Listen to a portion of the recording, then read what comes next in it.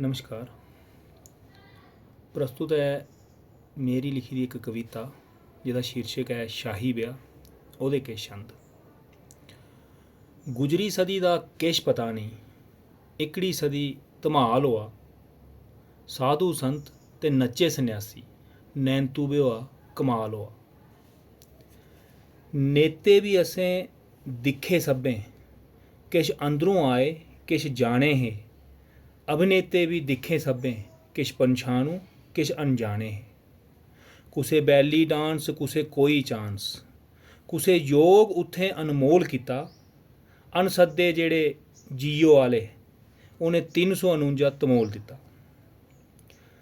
सुआल बथेरे अ'ऊं पुच्छना ते सुआलें दा जवाब सुआल थ्होआ। साधु संत ते नच्चे सन्यासी, नैन तूबे होआ कमाल होआ। अग्गे है कि खबरें आले खुश हे बथेरे, उ'नें खबरें दा कुठार थ्होआ। टाम डिक ते हैरी वैरी, उ'नें सारें दा मसला त्यार थ्होआ। खबर सवेरे शेरवानी ते स'ञां खबर सुनी हार लैंह्गे दी। साब्बें दे ब्याह् जुड़ेआ, कोई खबर सुनी नी राशन मैंह्गे दी। खबरां बी हून केह् सुनचे, उत्थें मगरिब मशरिक सब शुमाल होआ। साधु संत ते नच्चे सन्यासी, नैन तूबे होआ कमाल होआ।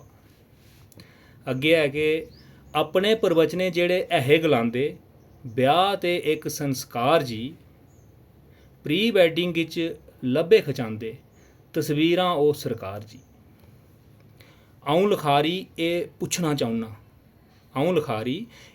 चाहुन्ना, पुच्छना मेरा अधिकार है। एह् प्री वैडिंग संस्कार किनमा, क्या 14वें 15वें बश्कार है।